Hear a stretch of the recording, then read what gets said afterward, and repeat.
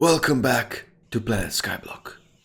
Last time, we observed the Goldor Chad and its unmatched masculine prowess.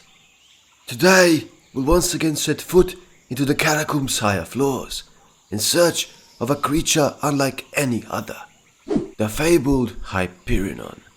The Hyperinon is an incredibly powerful beast, with the highest intelligence of all currently known species and immense utility in being able to learn various different strategies. Hyperinons are highly valued teammates, even by other species. However, they don't start out that way. Despite all of their upsides, baby Hyperinons are very unremarkable, to say the least.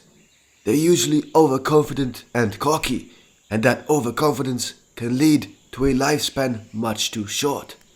In fact, recent studies show that 96.9% of all Hyperinons die before reaching adulthood. Tragic. Even if they do not perish, there's a high possibility of them messing up in other ways, even when doing the most trivial tasks. Here we can see one attempting the tic-tac-toe puzzle. Let's take a listen.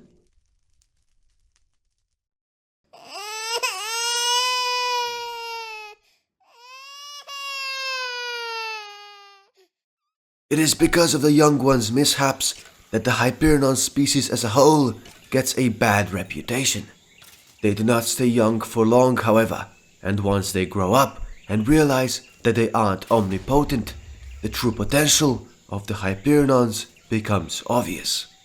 They absolutely drill through anything on the catacombs floor 7 and below, all whilst healing themselves in the process. Their movement is unmatched, taking down most enemies before they even knew what hit them.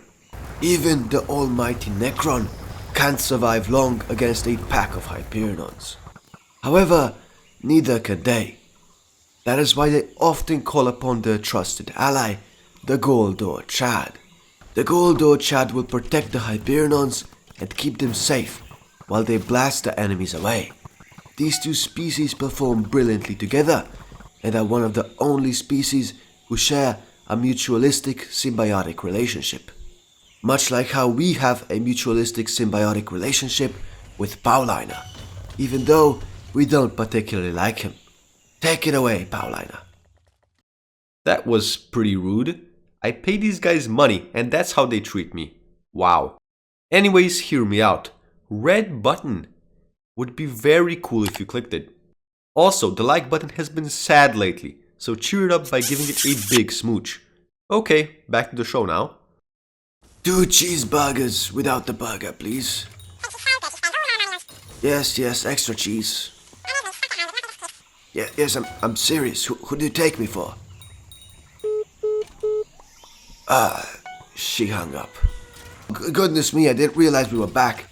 Anyways, damage isn't all the Hyperinons provide. The perilous landscape of the catacombs floor 7 presents many challenges to those who dare try to conquer it. Hyperinons are tasked with obtaining the energy crystals due to their high intelligence, allowing them to make use of the Jerry Sheen gun. Splendid work. They can also often be spotted lifting the pillars to help their Goldor Chad crush Necron. And, of course, just like everyone else, they do their part in completing the terminals. Hyperinons are far from humble, however. They still retain some of their ego from their younger days.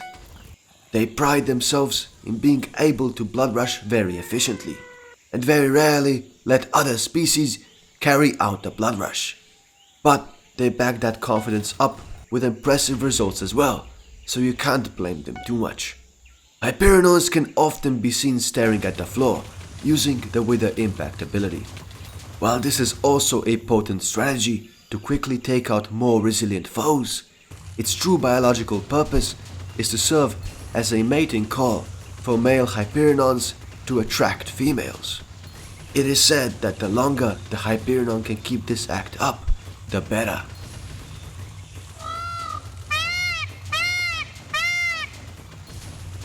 Overall, Hyperinons are an immensely useful asset to any serious group trying to take on Floor 7. As powerful as they are, however, they are by no means immortal. This becomes very clear once a Hyperinon attempts to take on the even more dangerous Master Mode.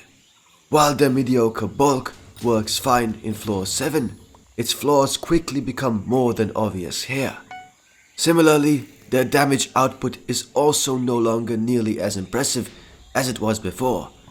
Out of the countless Hyperinons that have ventured into Master Mode floors, very few have lived to tell the tale. As such, it is tradition for Hyperinons to remain in their natural habitat, Floor 7.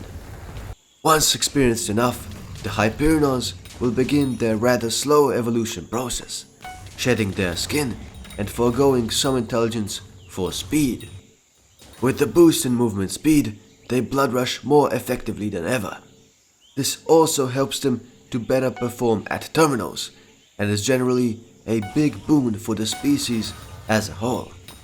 Once they have shed all of their skin, the Hyperinon finally finishes its evolution process into the maximum mate, a generally well-respected species by all.